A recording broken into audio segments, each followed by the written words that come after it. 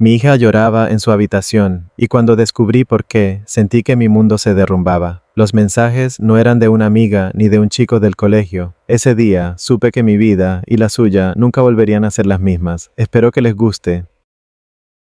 Hola, mi esposo estaba enviando accidentalmente mensajes desagradables a mi hija y la encontré llorando, pero mi abogada y la policía no van a ir tras él por haberlo hecho accidentalmente. Sé lo que vas a decir, que deberías haber visto algo antes, y créeme, soy la primera en castigarme por eso. Pero al menos ahora estoy haciendo todo lo posible para proteger a mi hija. Tengo 30 años. Tuve a mi hija cuando era adolescente y siempre ha sido ella y yo contra el mundo. Su padre se fue antes de que naciera. Tenía 16 años y estaba aterrada. Mi familia me juzgó, mis amigos desaparecieron uno a uno, pero ella siempre fue lo único que me mantuvo con los pies en la tierra. 14 años después, sigue siendo toda mi razón de ser.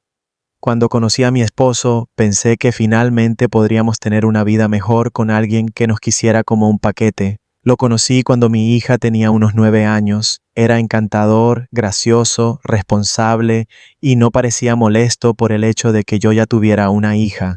Muchos de los chicos con los que había salido antes me trataban como una carga, como si mi hija fuera un enorme obstáculo, pero él interpretó el papel de padrastro atento a la perfección.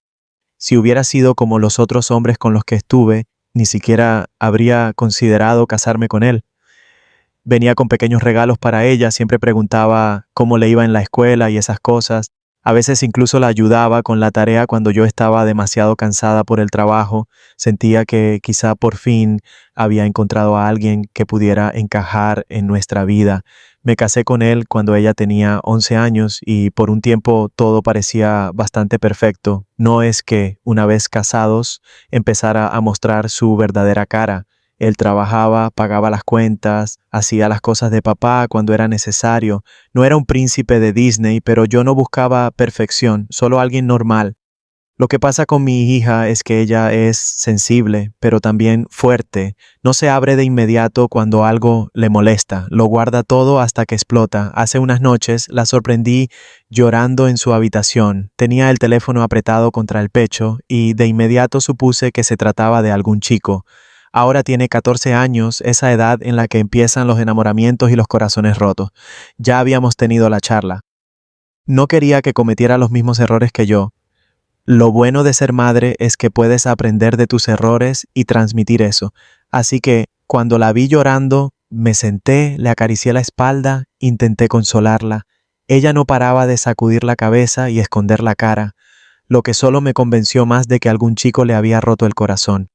Pero cuando finalmente me entregó el teléfono, entendí que no se trataba de eso. Esos no eran mensajes de un adolescente, eran mensajes de mi esposo y no estaban dirigidos a ella. Al principio ni siquiera entendía lo que estaba viendo. Pensé que tal vez había enviado algo como "ya voy a casa" y había tocado el contacto equivocado. Pero no, esos no eran mensajes que un padrastro debiera mandar jamás a una niña de 14 años. No eran explícitos, pero coqueteaban de una manera que me hizo sentir náuseas al instante. Parecían mensajes dirigidos a mí, pero que él le había mandado a ella. Mi hija estaba mortificada porque no había sido un error de una sola vez.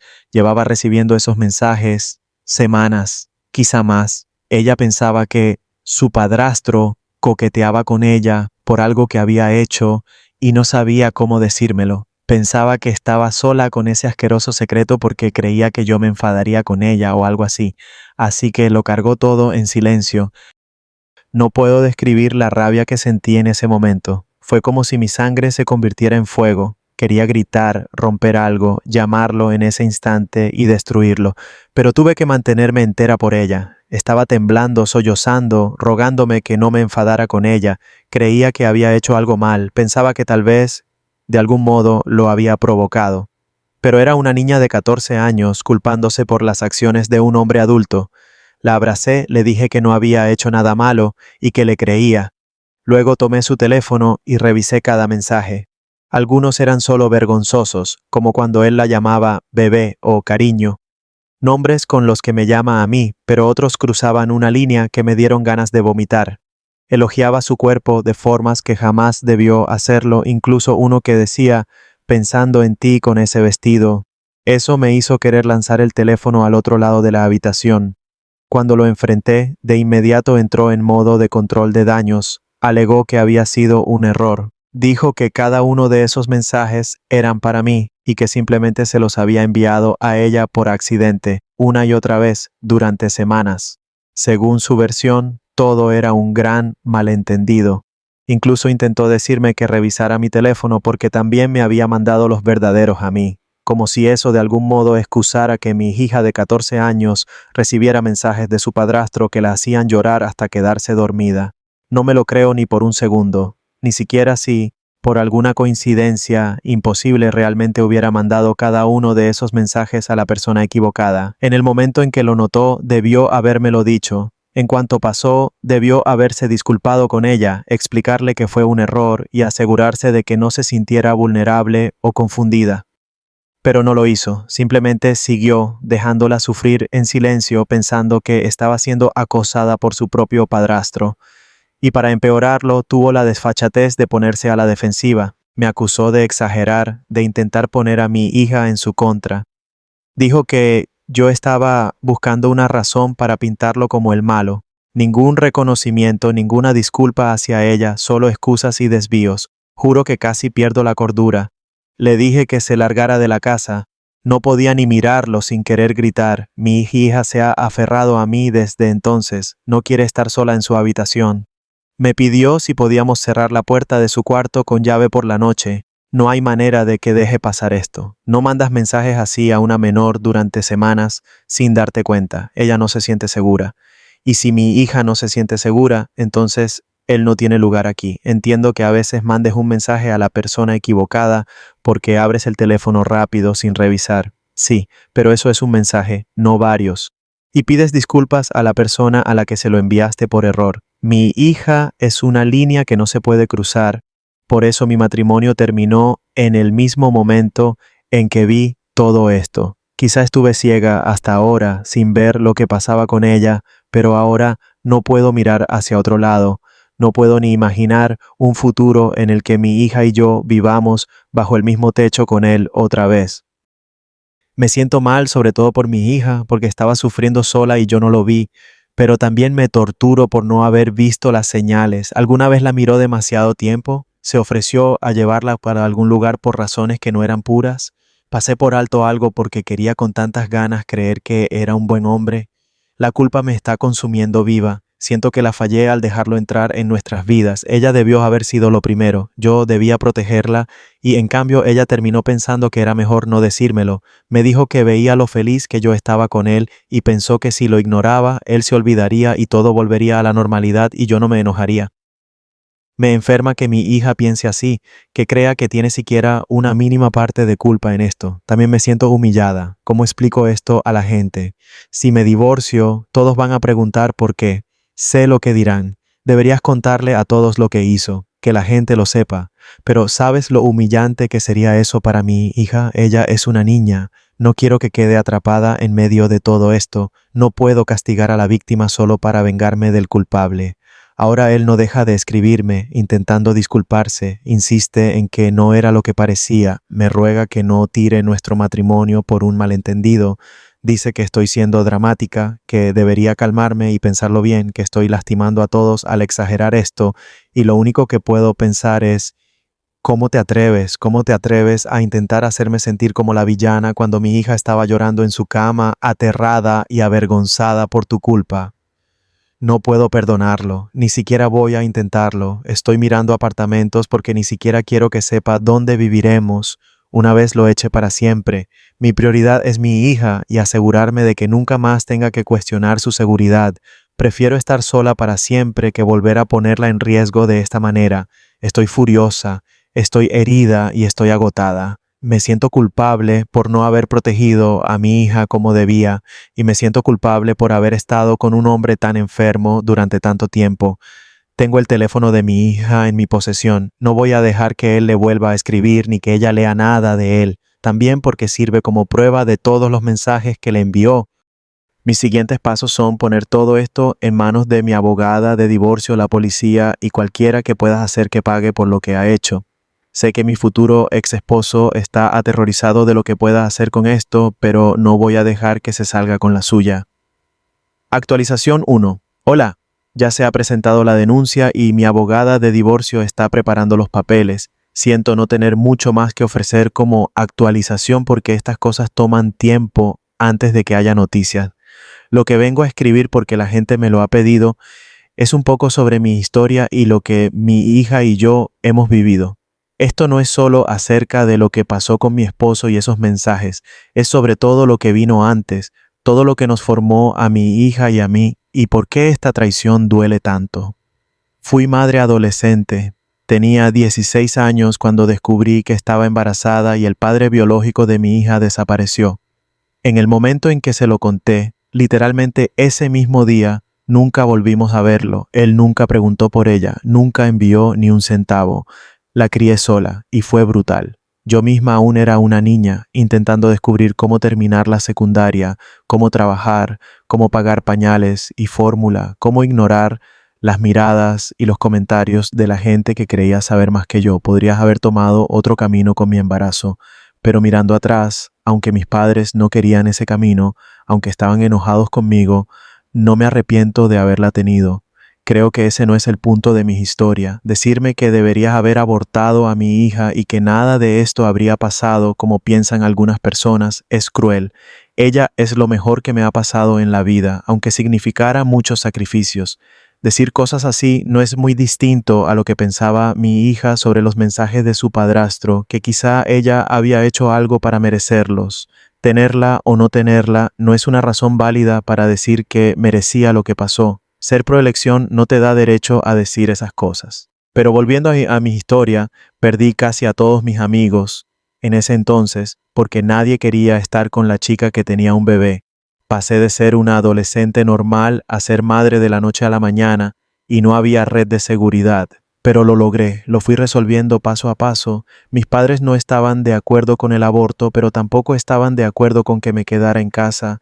Ellos pensaban que debía darla en adopción cuando naciera, pero yo no iba a cargarla por 9 meses solo para entregarla a extraños, así que me fui de casa. Tuve que trabajar mientras buscaba toda la ayuda que pudiera conseguir, tal vez un vecino que pudiera cuidarla para que yo asistiera a la escuela nocturna y terminara la secundaria. Tomó tiempo. Recuerdo ese periodo porque fue muy duro, tanto emocional como físicamente agotador.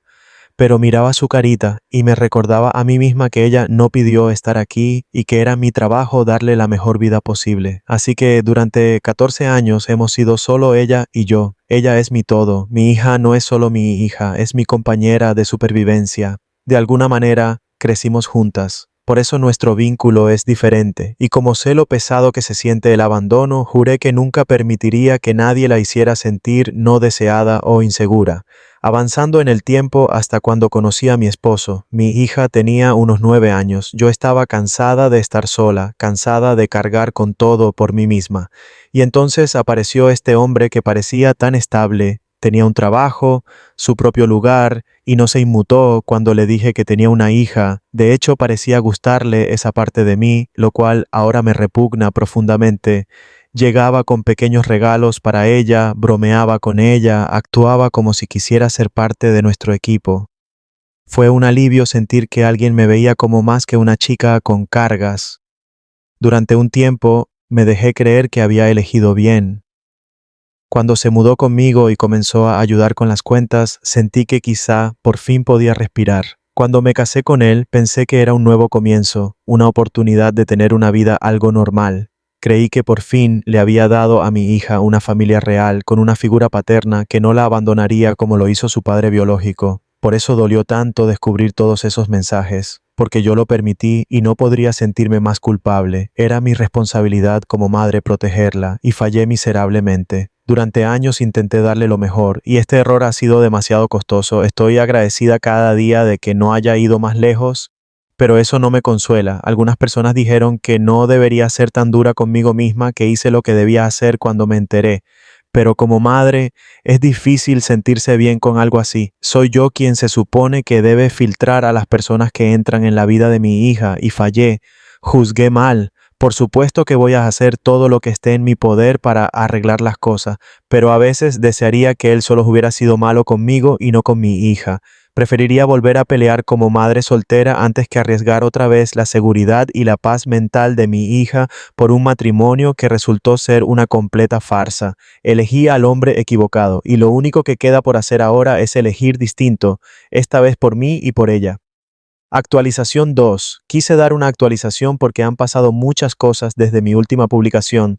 Esta vez no hablaré de sentimientos o emociones. Esta actualización es solo sobre los pasos que he tomado y dónde están realmente las cosas ahora. Ya mencioné que la mañana después de descubrir todo, contacté a una abogada. Ella es abogada de divorcios, pero también me está asesorando en mi caso contra él. No tiene experiencia en derecho penal, pero sigue siendo abogada y puede orientarme en otros asuntos. Le expliqué la situación y le entregué el teléfono de mi hija con los mensajes guardados. Ese teléfono ahora forma parte del caso. La abogada me dijo de inmediato que tenía pruebas sólidas. El patrón de los mensajes, el lenguaje usado, cuánto tiempo se prolongó y el hecho de que mi hija tiene 14 años, todo pinta un panorama muy claro. Incluso si él intenta argumentar que los mensajes fueron accidentales, la naturaleza repetitiva de los mismos destruye esa defensa. Ningún juez o jurado va a creer que alguien envió accidentalmente tantos mensajes inapropiados a una menor. La abogada sugirió de inmediato avanzar en dos frentes, divorcio y penal. En el lado del divorcio, presentamos de inmediato la demanda de disolución del matrimonio por mala conducta. Los mensajes dejan claro que no se trata de un caso normal de diferencias irreconciliables. Mi abogada también presentó una orden de protección de emergencia para que no pueda acercarse a mí ni a mi hija. La obtuvimos bastante rápido dada la naturaleza del caso y las pruebas en su contra. No puede acercarse a la casa, a mi trabajo ni a la escuela de mi hija. Cambié las cerraduras y mi hija y yo estamos seguras aquí. La disolución del matrimonio también incluyó una división de bienes a mi favor, citando su mala conducta. Mi abogada explicó que en casos como este, especialmente cuando hay niños involucrados y la mala conducta está dirigida a ellos, los jueces tienden fuertemente a proteger al menor y sancionar al cónyuge infractor. Estoy segura de que él no se llevará mucho. En el lado penal, mi abogada coordinó con la policía. Se presentó una denuncia formal, el teléfono fue entregado a las autoridades para que expertos forenses verifiquen los mensajes, los metadatos y confirmen que no hubo manipulación. También están obteniendo los registros telefónicos de él para respaldarlo. En este momento, el caso se está investigando bajo cargos de comunicaciones inapropiadas con una menor y acoso de tipo grooming. Mi abogada también mencionó que la P no suele ser el cargo en sí, pero la conducta entra en categorías como solicitación, grooming y tentativa de explotación de una menor. Con base en las pruebas, ella confía en que los cargos avanzarán. La policía entrevistó a mi hija con la presencia de un defensor infantil. Se hizo en un entorno seguro y yo no estuve en la sala para que ella pudiera hablar libremente. Por lo que me dijeron después, pudo explicar cómo recibió los mensajes, cuánto tiempo llevaba ocurriendo y cómo la hicieron sentir. Ese testimonio ahora forma parte del caso penal. Mi abogada dijo que fue increíblemente valiente. Mientras tanto, a mi esposo ya le fueron entregados los documentos de divorcio y la orden de protección. Según mi abogada, lo tomaron por sorpresa e intentó minimizar todo al principio. Ahora tiene un abogado para su defensa penal y otro para el divorcio. Pero por lo que escucho, su lado no tiene mucho con qué trabajar. Lo único que pueden intentar es alegar error o accidente, lo cual, como ya dije, no se sostiene cuando las pruebas muestran semanas de este comportamiento. Por la orden de protección no puede contactarme ni a mí ni a mi hija directamente. Toda comunicación pasa por abogados. Esa parte ha sido un alivio porque significa que ya no habrá mensajes manipuladores ni intentos de hacerme sentir culpable para que lo acepte de nuevo. Mi abogada dijo que si siquiera intenta contactarnos fuera de los canales legales, corre el riesgo de ser arrestado de inmediato. También nos estamos preparando para el lado financiero. Mi abogada me aconsejó abrir una nueva cuenta bancaria solo a mi nombre. lo cual ya hice. Me dijo que documentara todos los bienes compartidos, ingresos y propiedades. Ya hemos solicitado control temporal exclusivo sobre la vivienda conyugal. Si el juez lo concede, él no podrá forzar una venta ni interferir mientras el divorcio esté en curso. Dado que la mala conducta involucró a mi hija, mi abogada cree que el tribunal me concederá el control total sin dudarlo. En cuanto a la custodia, no hay nada por lo que pelear porque él no es su padre biológico. Eso simplifica las cosas. Él no tiene derechos legales sobre ella, así que no hay riesgo de que obtenga visitas. Esa era una de mis mayores preocupaciones, pero mi abogada me tranquilizó. No tiene ningún derecho. Los únicos asuntos que quedan por resolver son la propiedad y las finanzas. El caso penal probablemente avanzará más lentamente que la disolución del matrimonio, pero ya está en marcha. La fiscalía ha sido notificada y, según mi abogada, los cargos deberían presentarse formalmente en las próximas semanas, una vez que se complete el análisis forense del teléfono. Ella dijo que la fiscalía normalmente no alarga estos casos debido al impacto en el menor, por lo que debería avanzar más rápido que otros procesos penales. En este punto, el resultado probable es que enfrentará cargos por comunicaciones electrónicas con la intención de explotar a un menor, posiblemente grooming, y posiblemente intento de solicitación. Mi abogada me explicó que los cargos específicos varían según el código estatal, pero todos son delitos graves. Si lo condenan, quedará registrado como delincuente de por vida. Eso lo seguirá a todas partes. Trabajo, vivienda, reputación, todo su futuro quedará definido por ese antecedente. En cuanto al calendario del divorcio, tenemos una audiencia temporal programada en una semana en la que el juez decidirá sobre la división inmediata de bienes y la continuación de la orden de protección. Después de eso, continuará el proceso completo de divorcio. Mi abogada dijo que podría tardar varios meses en finalizar todo, pero confía en que saldremos victoriosas porque las pruebas están muy a nuestro favor. Actualización 3. Esto será largo, pero sé que mucha gente ha estado siguiendo y no quiero dejarlos sin respuesta. Estos meses han sido un torbellino, pero aquí está mi actualización. Legalmente todo ha terminado. Mi hija y yo nos mudamos, estamos a salvo y la disolución del matrimonio se ha finalizado. El tribunal falló firmemente a mi favor. Al principio él luchó por algunos bienes, pero el juez no perdió tiempo en ponerse de su lado. Los mensajes y la orden de protección dejaron en claro quién tenía la culpa. Se fue con nada más que sus pertenencias personales. No obtuvo la casa y definitivamente no logró alargar el proceso. La sentencia citó su mala conducta y me concedió el control exclusivo de todo lo que habíamos construido juntos. La orden de protección se hizo permanente. Eso significa que no tiene forma de contactarme a mí ni a mi hija directa ni indirectamente. Si lo intenta, corre el riesgo de ser arrestado de inmediato. Toda comunicación que tuvo que ocurrir durante el divorcio pasó por abogados. Y ahora que el matrimonio terminó, no hay ninguna razón para que me contacte en absoluto. El caso penal también ha concluido. Una vez que llegó el informe forense del teléfono, la fiscalía presentó cargos. Al principio, él se demoró, intentó alegar accidente de nuevo, pero las pruebas hablaban por sí solas. Semanas de mensajes inapropiados, todos guardados, todos vinculados directamente a él. Su historia se derrumbó bajo el escrutinio. Terminó aceptando un acuerdo de culpabilidad. Eso significa que admitió su culpa a cambio de una sentencia más leve. Sí, pero la condena es permanente. Ahora está registrado como delincuente y eso es para toda la vida.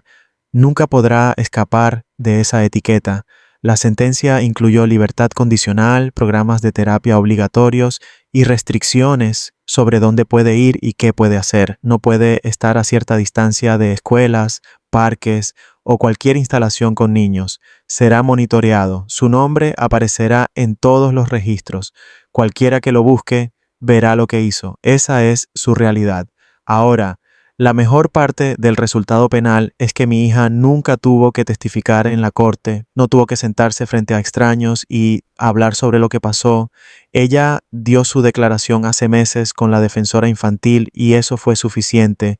Entre su testimonio y las pruebas del teléfono, la fiscalía tenía todo lo que necesitaba para asegurar la condena. Ella se libró del trauma de un juicio. Y estoy infinitamente agradecida por eso. Después de que todo esto se finalizó, decidí no quedarme en la casa conyugal, aunque legalmente me fue adjudicada. La casa se sentía envenenada. Demasiados recuerdos, demasiados fantasmas. No quería que mi hija pasara sus años de adolescencia en un lugar ligado a lo que vivió. Vendí la casa y usé el dinero para mudarnos a un nuevo apartamento en otra parte de la ciudad. Aquí no hay nada de él, ningún mueble que eligiera, ninguna habitación por la que caminara, ningún espacio que se sienta contaminado. Es más pequeño por lo que se siente más acogedor y creo que eso ha sido bueno para ella. Pasa tiempo en su habitación dibujando o escuchando música. Ha invitado a amigas por primera vez en meses, algo que había dejado de hacer por completo mientras él todavía estaba cerca. Ya no ronda en la sala porque teme estar sola en su habitación. Se siente segura y eso era todo lo que yo quería. En cuanto a su bienestar general, está mejor de lo que jamás imaginé que pudiera estar. Ahora tiene 15 años y ha pasado por más de lo que cualquier chica debería, pero es fuerte. Los primeros meses después de que todo salió a la luz fueron duros, pero ha estado en terapia desde el principio y eso le ha ayudado más de lo que yo jamás podría. Veo ahora a una chica diferente en un sentido positivo, vuelve a reír, se está uniendo a clubes escolares, está haciendo planes para el futuro. La terapia nos ha ayudado a ambas porque yo también estoy yendo. Cuando ella empezó, su terapeuta le preguntó si yo estaba recibiendo tratamiento y ella le dijo que no. Entonces la terapeuta le sugirió que me animara a ir por mi propio bien porque mi hija veía cuánto me culpaba a mí misma. Yo había estado tan consumida con el proceso legal y enfocándome en ella que no había pensado en mí en absoluto. Al final lo hice, y ahora ambas estamos sanando a nuestra manera. La vida finalmente empezó a sentirse normal otra vez. Escuela, trabajo, noches tranquilas en casa, una rutina simple que ahora se sentía como una bendición, pero entonces dos giros inesperados lo cambiaron todo. La abogada localizó al padre biológico de mi hija y, para su sorpresa, él se puso en contacto rápidamente. Reveló que sus padres lo habían obligado a alejarse años atrás, haciéndole creer que yo había abortado al bebé. Ahora, casado pero sin hijos, descubrió la verdad e inmediatamente dio un paso al frente. Pagó la manutención atrasada y comenzó a construir una relación con su hija. Mientras un hombre intentaba enmendarse, la vida del exesposo se desmoronaba aún más. Tras conseguir un trabajo instalando líneas de internet, lo atraparon trabajando cerca de una escuela, violando sus restricciones. Arrestado y encarcelado por 30 días, volvió a perder su empleo. Al final, un padre finalmente asumía su responsabilidad, mientras que el otro continuaba hundiéndose bajo el peso de sus errores pasados. Si les gustó, no olviden suscribirse a Historias Doradas y activar la campanita para recibir la próxima historia, y dejen un comentario. Gracias. Moralejas de esta historia. El instinto maternal no falla. Una madre hará todo lo necesario para proteger a su hijo, sin dudar. No es solo un error. El acoso debe tomarse en serio. Nunca ignores señales que cruzan límites con menores. Denunciar vale la pena. La justicia protege a quienes luchan por lo correcto. La seguridad primero. La tranquilidad de tus hijos es más valiosa que cualquier relación o matrimonio. Nunca culpes a la víctima. La responsabilidad siempre recae en el abusador, no en quien sufre. Conclusión. El perdón no es obligatorio, pero proteger a quienes amas sí lo es.